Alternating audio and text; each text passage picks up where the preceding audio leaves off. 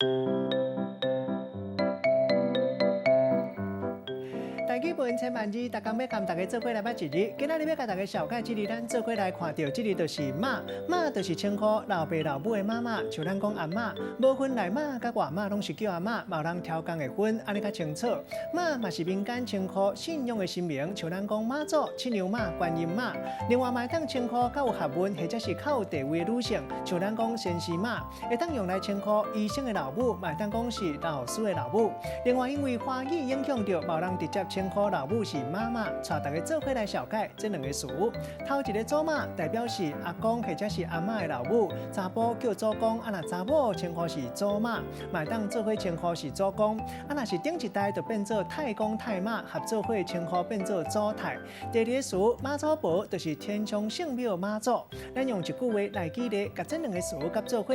比如讲，旧历3月23是妈祖婆的生日，祖妈带囡仔孙做伙去妈祖境拜拜，祝福天上圣庙圣诞千秋，大家拢会当平安无忧愁。今仔日小解这一日马提供予大家参考。